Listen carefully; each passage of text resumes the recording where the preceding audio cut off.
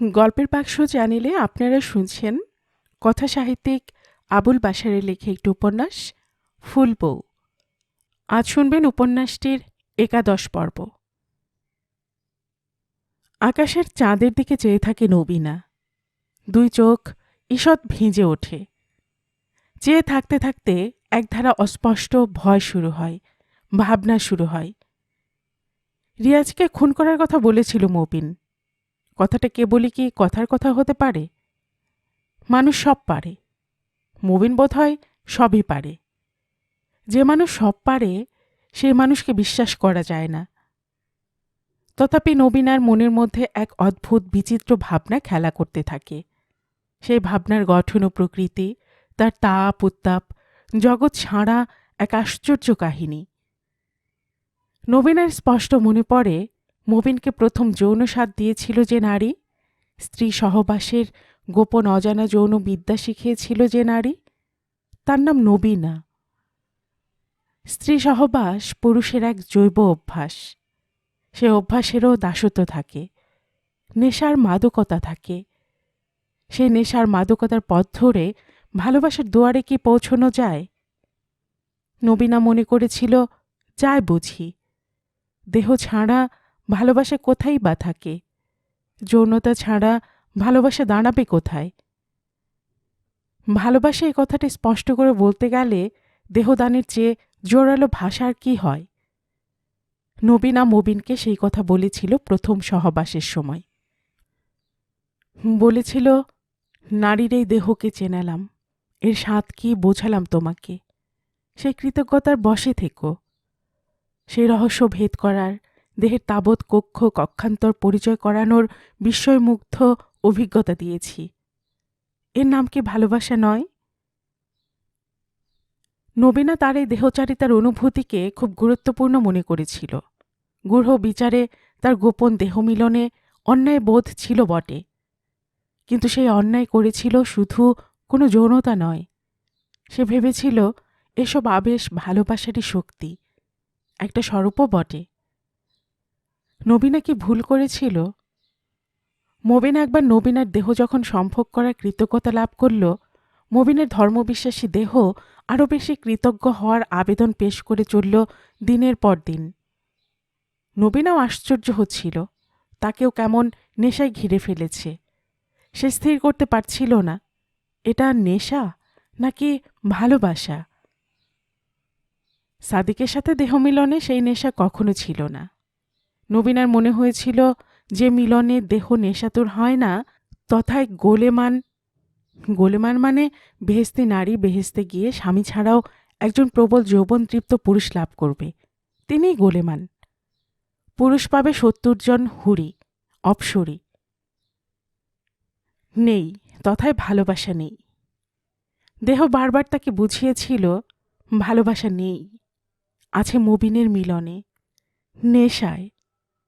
এভাবে গোপন অন্যায় তরঙ্গে দুটি দেহ ভেসে গেছে।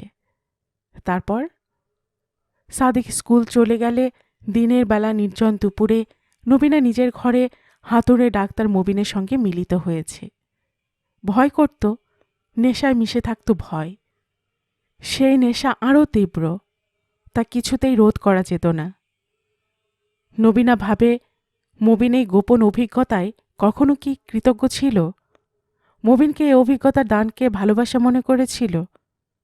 নবীনা তারপর উপন্যাসে পড়া ডায়ালগ বলতো, তুমি এত ভিখিরি কেন? দেহই কি সব?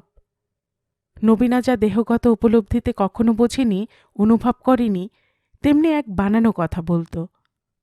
মনে মনে জানত, দেহ ছাড়া মনই বা কতটুকু।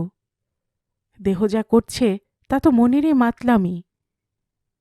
নবীনা নিজেকেই আজ প্রশ্ন করে, এ মাতলামি ছাড়া ভালোবাসা কি অন্য কিছু? সত্যি কি অন্যতর কিছু? সাহিত্যের বাইরে কি ভালোবাসা আছে? গ্রন্থের বাইরে, জীবনে, যৌনতার ঊর্ধ্বে কোথাও? থাকে যদি, আমার বাপ কি সে কথা বুঝতেন? কোনো মুসলমান কি সে কথা বোঝেন? কোনো মুসলমান? মবিন? মবিন কি বুঝেছিল? কি বুঝেছিল মবিন? দেহের দূষিত নেশা দিয়ে যে ভালোবাসা শুরু হয়, কখনো কি সেই মন ভালোবাসতে শেখে? দেহ থেকে দেহান্তরে সেই মন কি ছুটে বেড়ায় উগ্র এক পাতকের মতন? তাই কি? আসলে কি তাই? মবিন রাজিয়ার কাছে সেদিন ছুটে গিয়েছিল কেন? নবীনা ভাবে তার জন্য।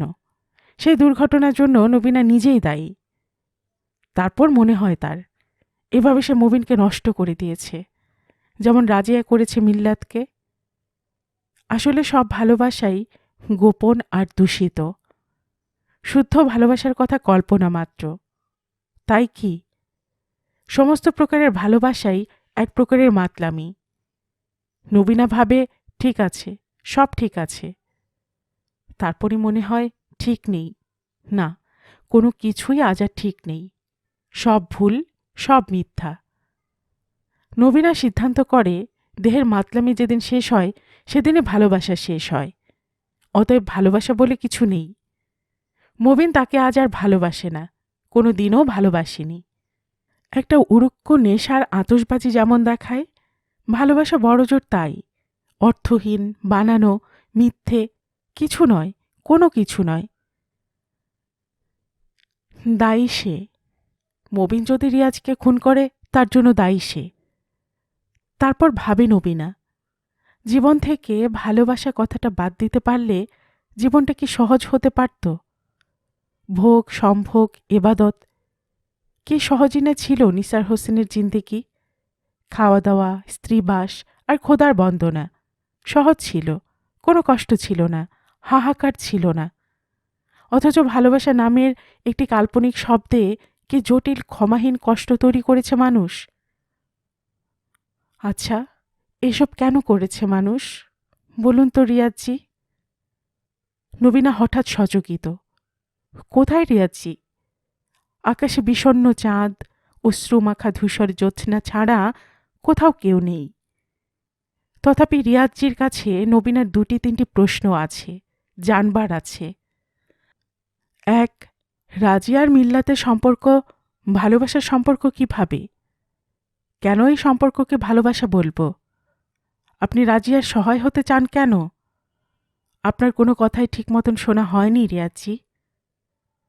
দুই, মবিন আর নবীনার সম্পর্ক কি ভালোবাসা নয়? এই প্রশ্ন কি আপনাকে করা যায়?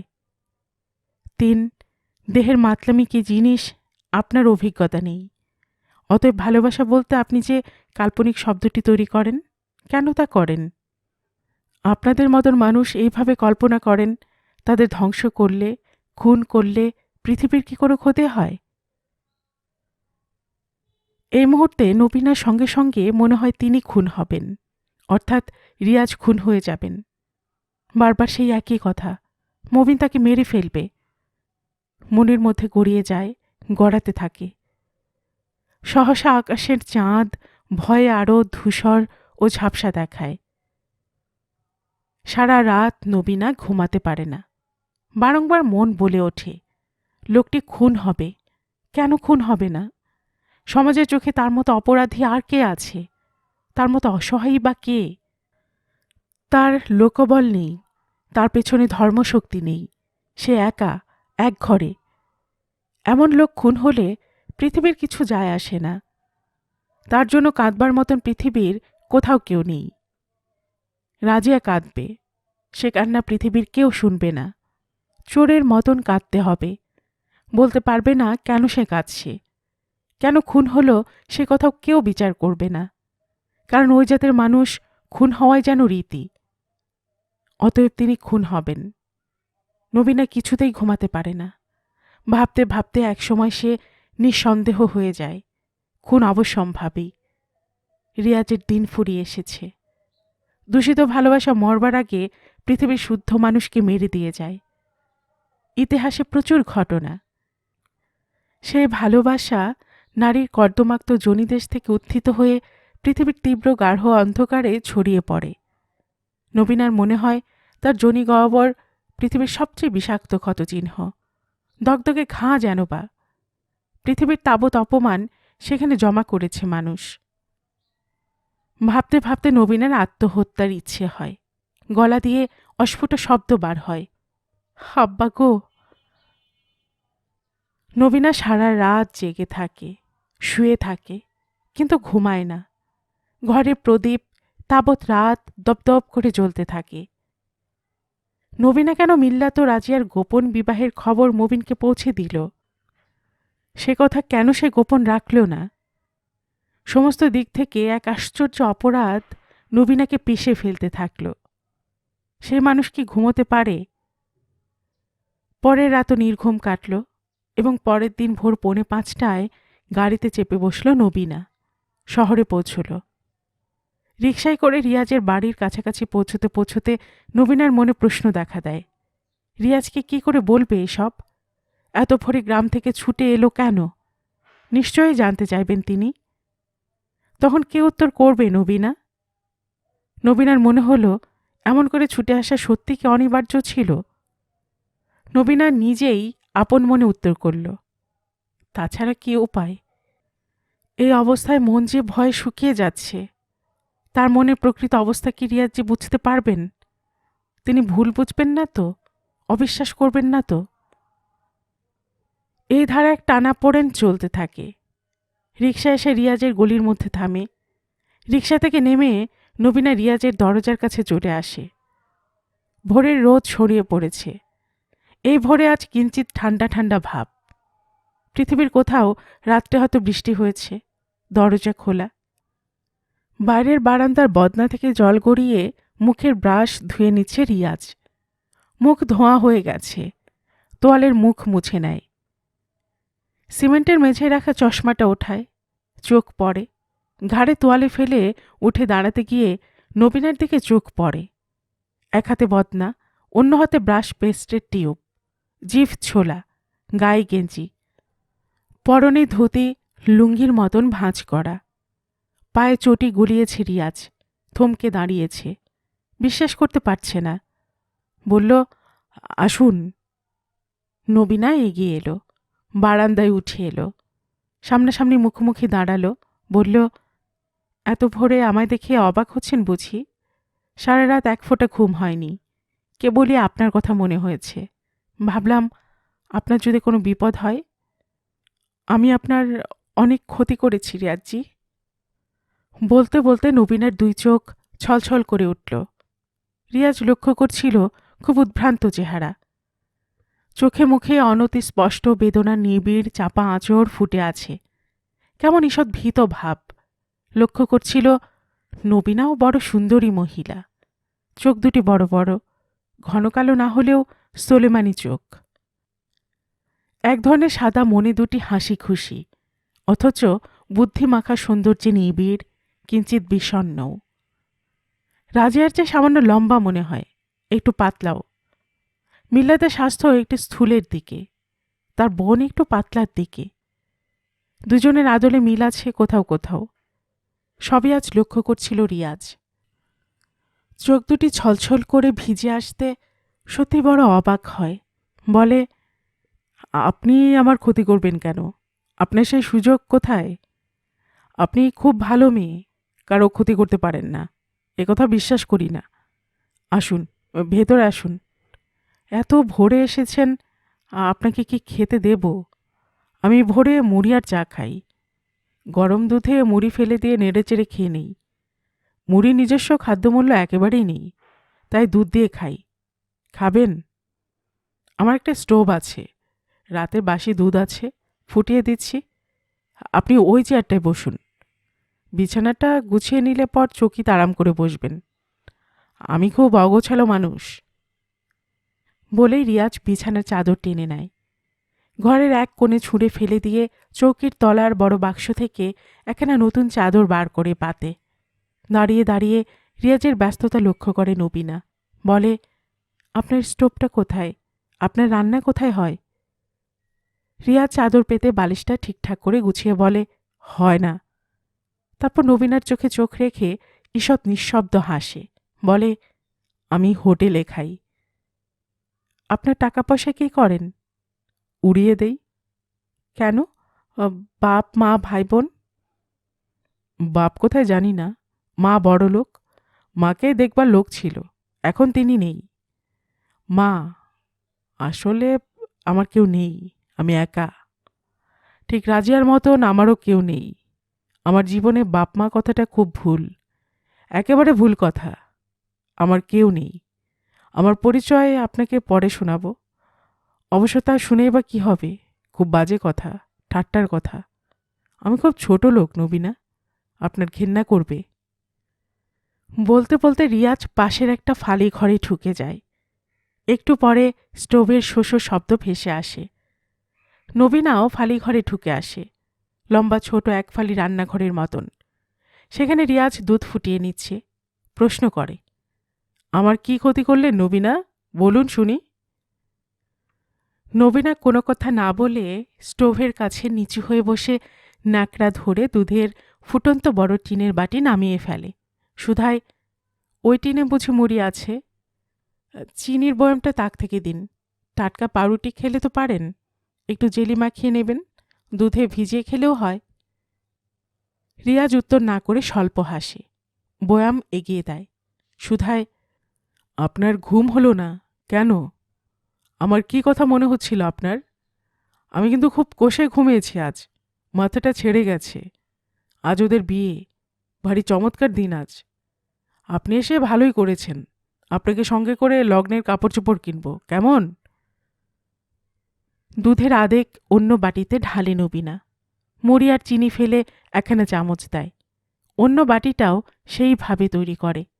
চায়ের জল চাপিয়ে দেয়, বলে, আপনি ওই ঘরে গিয়ে খেতে শুরু করুন, আমি চা নিয়ে আসছি। বাটি হাতে করে রিয়াজ এ ঘরে চলে আসে। চামচে তুলে মুড়ি খেতে শুরু করে। 5-7 মিনিট বাদে নবীনা গেলাসে জল, কাপে চা নিয়ে পাশের ঘরে চলে আসে, টেবিলে রাখে। শূন্য বাটি ফেরত দেয়। রান্নাঘরে রেখে অন্য কাপটা নিয়ে ফিরে আসে। চায়ে চুমুক দিয়ে চৌকিতে বসে যায়। রিয়া চেয়ারে বসেছে। নবীনা বলে, আমি ওদের বিয়ের কথা মবিনকে বলে দিয়েছি। মবিন আপনাকে খুন করতে পারে। কথা শুনে রিয়াজ হো হো করে হেসে ফেলে। নবীনের মনের অবস্থার সবখানি সে স্পষ্ট ধরতে পারে। সবখানি নয়, তবে অনেকখানি। কারণ মানুষের মনে সবখানি কখনো ধরা যায় না। রিয়াজ বলে, চা খাওয়া শেষ করে চলুন, একবার বাজার থেকে ঘুরে আসি। এখন আমার খুন হওয়ারও সময় নেই, বহুত কাজ। বিয়েটা দিই, তারপর খুনটুনের কথা ঠান্ডা মাথায় ভাবা যাবে। আপনি কিন্তু মবিনকে মেরেছেন। হ্যাঁ, একটা চড় মেরেছি বটে, মারব না? মবিন তালাকনামা ছিঁড়ে ফেলে দিয়েছে। হ্যাঁ, সে কথা ঠিক। তবু আমি এই বিয়ে দেবই। রিয়াজি, বলুন। আজ যদি সত্যি কোনো অঘটন ঘটে, তার জন্য কারো কোনো ক্ষতিবৃদ্ধি হবে না, আমিই কেবল দায়ী হব। আপনি খুব বেশি ভাবছেন, নিজেকে দায়ী করছেন কেন? বুঝতে পারছি আপনি খুব ভয় পেয়েছেন। আপনি যা কল্পনা করেন, আপনি তাই করতে চান, সেটা কি ঠিক? মানুষ তার নিজ কল্পনা মতন কাজ করে, আপনি নিজেও তাই করছেন। কল্পনা করলেন আমি খুন হব, সাবধান করতে ছুটে এলেন। আপনারা কল্পনা করেছিলেন রাজিয়ার মিল্লাত মা ছেলে, তাই ওরা মা ছেলে হয়েছে, তার বেশি তো নয়। আমি আমার কল্পনা শক্তি দিয়ে এই মিথ্যে কল্পনার প্রতিবাদ করেছি, তার বেশি কিছুই না। আপনি কথাটি এড়িয়ে যাচ্ছেন, গুলিয়ে দিচ্ছেন। কি হবে কল্পনার অভিযোগ তুলে? যা করেছি, যা করতে চাইছি, বাস্তবের চেয়ে সুন্দর বলে চাইছি। শুধু কল্পনার তো কোনো মানে নেই। মবিন যা কল্পনা করে, অন্তত নিজের ক্ষেত্রে, কখনো সে তা করে না। যা কখনো কল্পনা করে না তাই সে করে। কল্পনা শক্তি মনের, তার জীবনে মন নয়, প্রবৃত্তিই বড় কথা। ওই প্রবৃত্তিই তালাকনামা ছিঁড়ে ফেলে। ওই প্রবৃত্তি তো খুন করতে পারে। পারে। যতক্ষণ বিয়ে না হচ্ছে আমি আপনাকে ছেড়ে যাব না, কথা দিন তাই হবে। বেশ, তাই হবে। কিন্তু তারপর তো চলে যাবেন, তখন আমাকে দেখবে কে? আপনি একটা বিয়ে করুন, আপনার জেদ ভালো জিনিস, কিন্তু তারও তো একটা সংযম লাগে। বউ সেটা দিতে পারে। বউরা সাধারণত আপোষ শেখায়।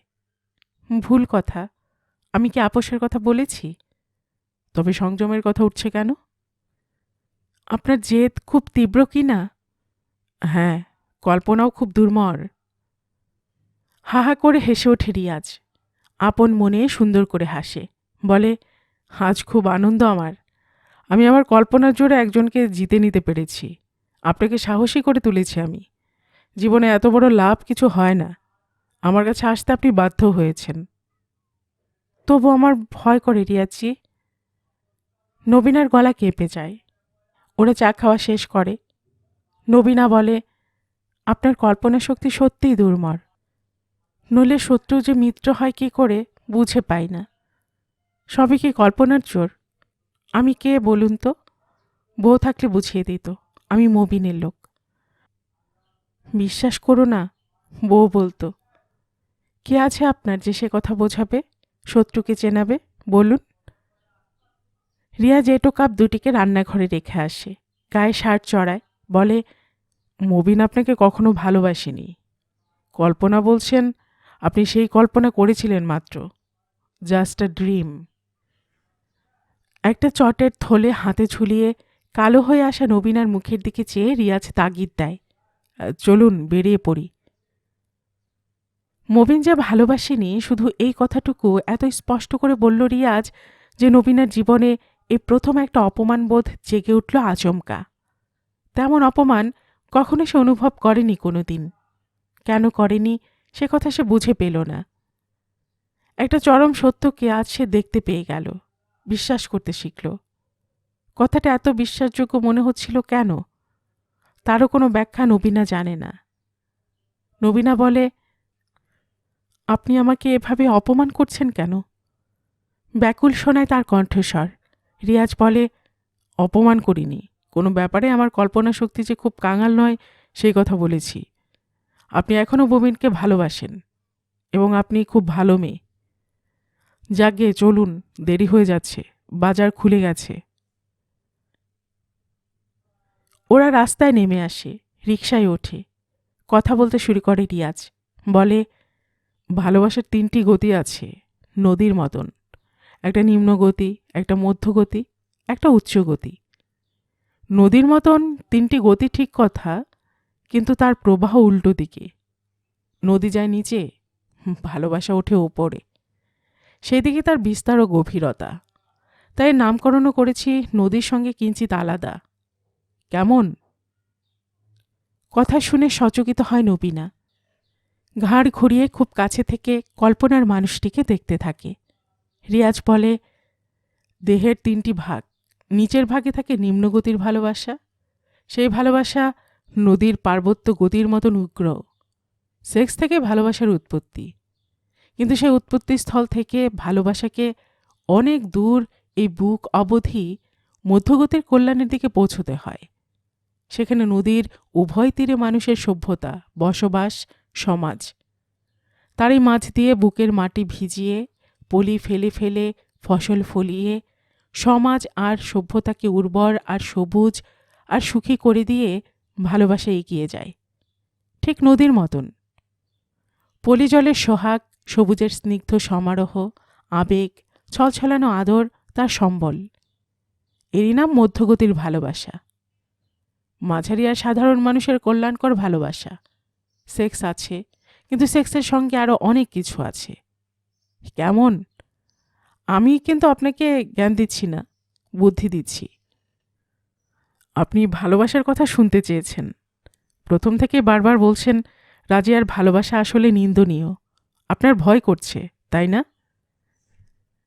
ঘাড় ঘুরিয়ে রিয়াজ মিষ্টি হেসে একবার নবীনাকে দেখে নেয়। বলে, 3টি গতিই বিচ্ছিন্ন কিছু নয়, আবার 3টি গতি আলাদা, স্বরূপে স্বতন্ত্র তারা। কোথায় কিভাবে বদলে যাচ্ছে সীমারেখা দেখানো মুশকিল। জিনিসটা অনুভব করলে পাওয়া যায়, চোখ থাকলে দেখাও যায়। তারপরেও আরও একটা গতি আছে, সেখানে পৌঁছলে মহাসমুদ্রের ডাক শুনতে পাওয়া যায়। সেটা খুব বিপুল, ব্যাপ্ত, খুবই গভীর। মাঝারি ভালোবাসায় আবেগ, স্নেহ, আদরই প্রবল, যুক্তি কম। তৃতীয় ভালোবাসা যুক্তি আর মন নির্ভর। আবেগ অতিশয় সূক্ষ্ম।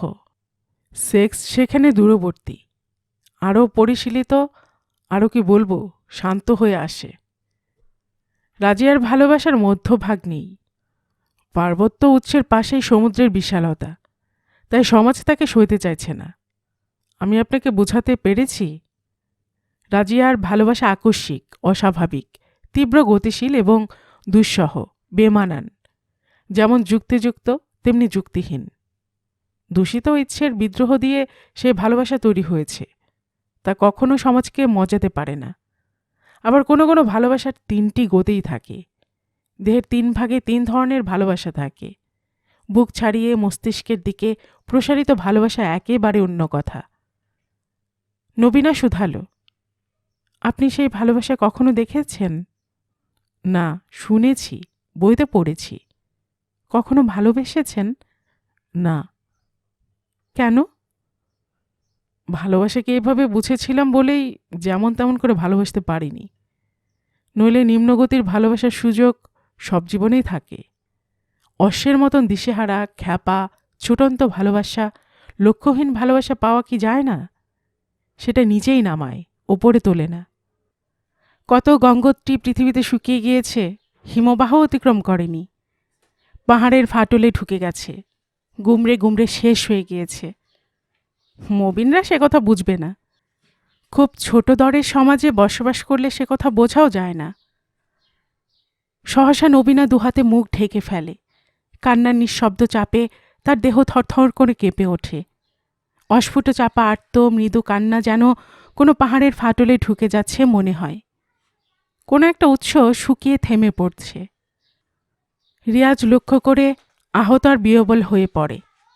তারও দিশেহারা ভাব আসে। নবীনাকে সান্ত্বনা দিতে গিয়ে পিঠে হাত রেখেই টেনে নেয়। নবীনা আশ্চর্য প্রকার শিউরে ওঠে। শিরশিরানো একটা দীর্ঘশ্বাস বুকে টেনে নেয় সে। বুক রুদ্ধ হয়ে আসে। নিম্নগতির ভালোবাসা কথাটা তার বুকে মুদ্রিত হয়ে যায়। নিজেকে তখন তার খুবই সূক্ষ্ম, নিচু, বর্বর মনে হয়। তারও কল্পনা করতে ইচ্ছে করে পৃথিবীর কোথাও একটা খুবই উন্নত সমাজ রয়েছে। কিন্তু কোথায় রয়েছে রিয়াজ কেন বলে দিচ্ছে না?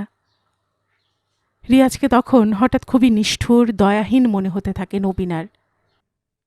সেই জগতের প্রবেশদ্বার কোথায়? নবীনা সেখানে কিভাবে প্রবেশ করবে? নবীনার অন্তঃস্থল পিষে পিষে যায়। কণ্ঠ ভরে আসে কান্নার চাপে। কত উপরে রিয়াজ রয়েছে, তাকে যে কিছুতেই ধরা যায় না।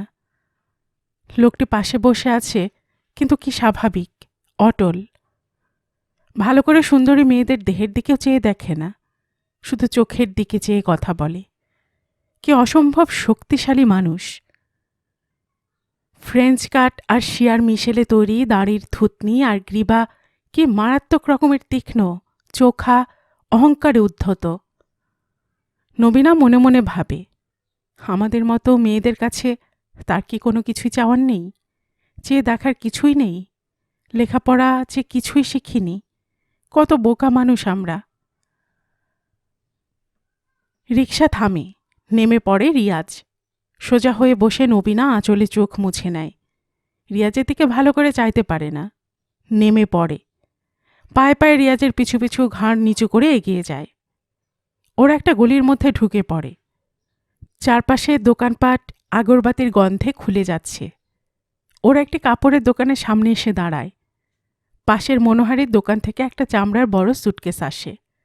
দোকানদার তালিকা অনুযায়ী বিয়ের যাবতীয় সুবাস, প্রসাধন সুটকেসে ঢুকিয়ে দামের তালিকা তৈরি করে পাঠিয়েছে। রিয়াজ তালিকা দেখে চাকরের হাতে দাম পাঠিয়ে দিয়ে কাপড় পছন্দ করতে থাকে। বলে, নবীনা, আপনি দুখানি শাড়ি, 2টি ব্লাউজ আর যা যা লাগবে পছন্দ করে নিন। আর আপনাকে আমি এই বিয়েতে একটা শাড়ি ব্লাউজ প্রেজেন্ট করব, সেটিও আপনি পছন্দ করুন। নবীনা বিস্ময়ে লজ্জিত হয়। আমায় কেন? রিয়াজ বলে, বিয়েতে এরকম দেওয়ার রেওয়াজ আছে বোধ হয়। জানি না ঠিক, আপনাকে দিচ্ছি, সেটা খুশি হয়ে দিচ্ছি বলতে পারেন। বিয়ের দিনে নতুন কাপড় পরলে বিয়েটা বেশ রঙিন হয়ে ওঠে। নবীনা বলে, তাহলে আমিও আপনাকে পাজামা পাঞ্জাবি দেব, নেবেন তো? রিয়াজ বলে, নিশ্চয়ই। নবীনা ভীষণ খুশি হয়, দোকানদারও খুশি হয়। কেনাকাটার পর ওরা দোকান থেকে নেমে আসে। রিকশায় বাক্স ওঠানো হয়। তখনই মবিনের বাবা আকবর মৌলবী কাপড়ের দোকানের সামনে এসে দাঁড়ায়। মবিন নবীনার পাশে এসে দাঁড়িয়ে বলে, ভাইয়ের বিয়ে দিচ্ছ তাহলে? আমাদের নেমন্তন্ন না করলেও আমরা কিন্তু যাব, মৎসব করব। রিয়াজ কথাটা শুনতে পায়, বলে, তুমি তো করলে না, তাই মিল্লাতকে করতে হচ্ছে। মবিন বলল, মিল্লাতের এটো জিনিস আমায় ছুড়ে দিচ্ছিলে, তখন বুঝিনি। তোমায় তো বলেইছিলাম করব, কিন্তু। রিয়াজ সহসা উত্তেজিত হয়ে মবিনের ঘাড় খামচে ধরে। মুখ সামলে কথা বলো মবিন, ভদ্র হও, নইলে। নইলে কি করবে শুনি? মারবে? মারলেও তো তোমার লজ্জা হয় না। আজ মারব না, ক্ষমা করে দেব, কারণ আজ বিয়ে। এটা কি হচ্ছে বাবা জীবন রিয়াজ? মবিনের বাবা হাত ধরে ছেলের ঘাট থেকে রিয়াজের হাত ছাড়িয়ে দিয়ে বলেন, আমার ছেলেটাকে পাপের সাথে নাইবা করলে আব্বাজি। যা করছো নিজেই করো, ডেকো না। সব শুনেছি আকবরজির মুখে। তুমি কোনো মায়ের পয়দা কিনা সন্দেহ হয়। যাও, চলে যাও। এই দোজকে মেয়েটাকেও জুটিয়েছ বেশ। তুমি তো আমাদের কওমের লোক নও, নাস্তিক। বলে তিনি ছেলের হাত ধরে মৌলবীকে নিয়ে দোকানে ঢুকে পড়েন। নবীনা বলে, চলুন রিয়াজজি, বেলা হয়েছে। রিয়াজের চোখ মুখ দপদপ করে জ্বলতে থাকে। রিকশায় চেপে রিয়াজ বলে, আমি কেমন মায়ের পয়দা শুনবেন? আমার দুটি বাপ, মা একটি। একটা বাপ জন্ম দিয়েছে, আর একটি বাপ ভাত দিয়েছে।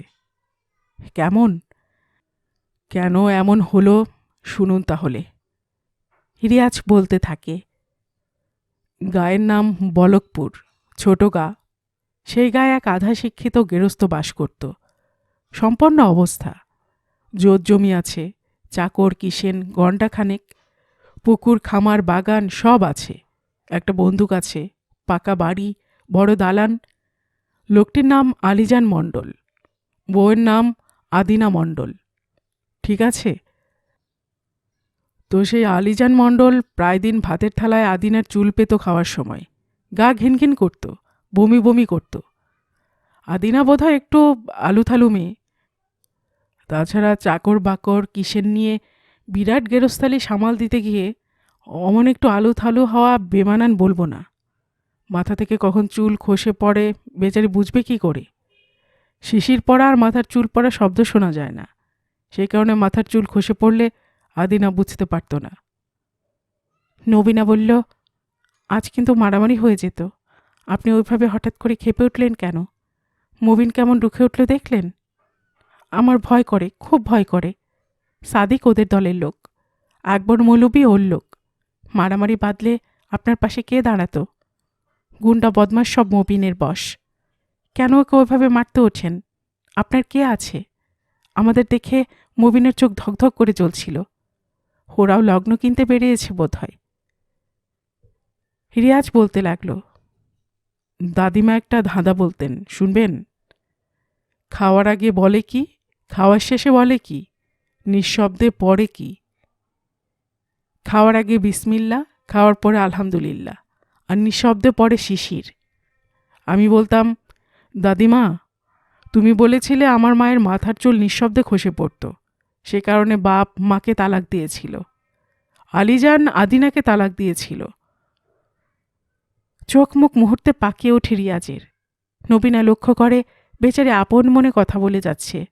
পৃথিবীর কোনো কথা তার কানে প্রবেশ করছে না। একটু আগে ঘটে যাওয়া ঘটনা যেন কিছুই নয়। একটু বাদে রিকশা থেকে নেমে পড়ে রিয়াজ। ঘরের চাবিটা নবীনার দিকে এগিয়ে দিয়ে বলে, বাড়ি গিয়ে দরজা খুলে মাল নামিয়ে নেবেন। রিকশাওয়ালাকে বলে, সুটকেস নামিয়ে দিও, আর এই নাও টাকা। নবীনা শুধায়, আপনি কোথায় যাবেন? হাতের থলিটা দেখিয়ে রিয়াজ বলল, বাজার করে নিয়ে যাই, নইলে কি খাবেন? আজ আপনাকে রান্না করতে হবে। হাঁড়িপাতিল সব আছে, ভয় নেই, আমি আপনাকে সাহায্য করব। আমি বাটনা বাটতে পারি। বলে রিয়াজ হনহনিয়ে উত্তর দিকের বাজারে ঢুকে গেল। রিকশাওয়ালা লগ্নের সুটকেস নামিয়ে দিয়ে চলে গেছে। 15-20 মিনিট পর রিয়াজ ফিরল, বলল, আপনাকে খুব রুখুসুখু দেখাচ্ছে। ভালো করে স্নান করবেন, খাবেন, একটা ভালো মতন ঘুম দেবেন। সুটকেসটা কখন পৌঁছবো? সন্ধ্যায় যখন যাব সঙ্গে নিয়ে গেলেই হবে, কি কি বলেন? আরে বাপ, আসল কাজটাই তো বাকি। মৌলবি ডাকতে যেতে হবে।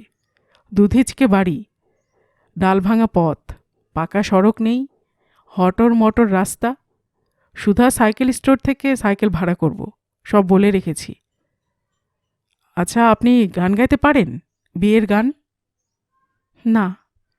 মাথা নাড়তে নাড়তে নবীনে খিলখিল করে হেসে ফেলল। হাতের থলেটা মেঝেই নামাতে রিয়াজ বলে, আজ বড় চমৎকার দিন, বড় সুখের দিন, আনন্দের দিন। আজ খুব খাওয়া দাওয়া হবে, গান হবে। আমি যে গান গাইতে পারি না, নবীনা বলল। তাহলে আপনি শুনবেন, আমি গাইব।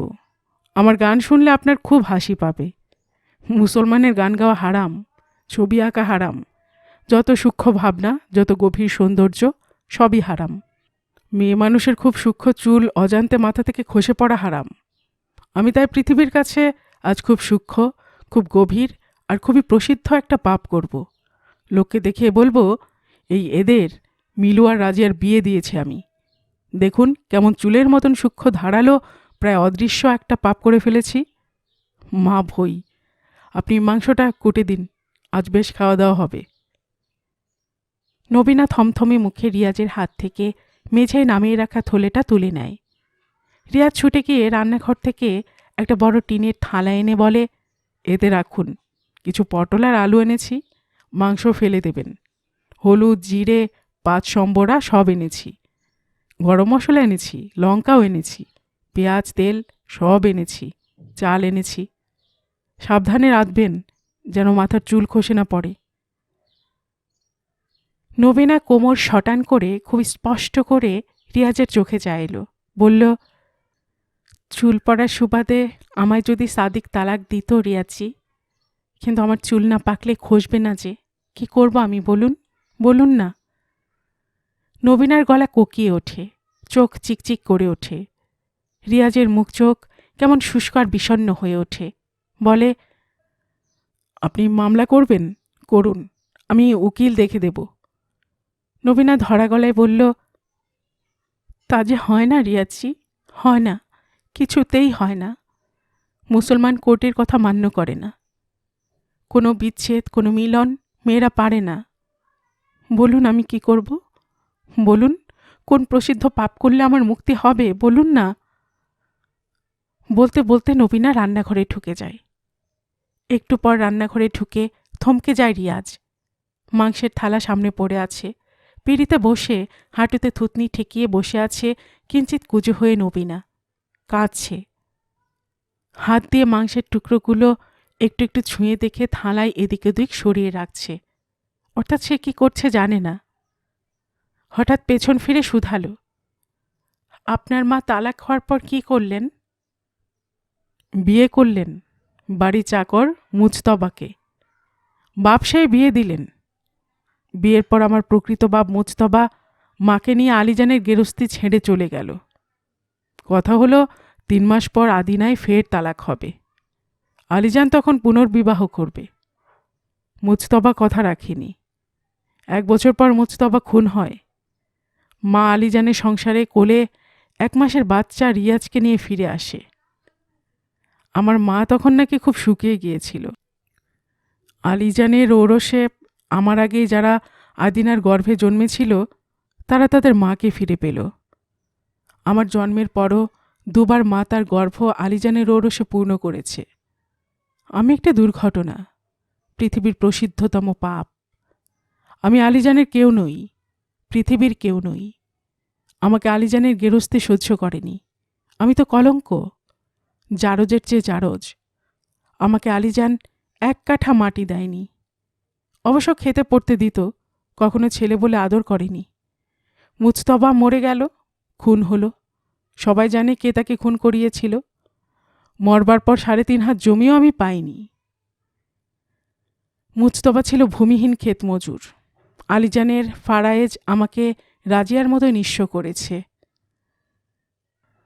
একটা দীর্ঘশ্বাস ফেলে মাংস ধোয়ার মাটির গামলাটা নবীনার সামনে এগিয়ে দিয়ে রিয়াজ বলল, আমার গল্প একটি সূক্ষ্ম চুলের গল্প। রাজিয়ার মাথায় কত চুল, আপনারও ঘন কালো উদ্দাম, ভয় করে। ছেলেবেলা থেকেই গোছালো ঘন চুলের মেয়েদের দেখলেই কষ্ট হয়। মনে হয় এত চুল একটা না একটা খসে পড়তেই পারে। পারে না? আচ্ছা, আপনি কত রকম চুল বাঁধতে পারেন?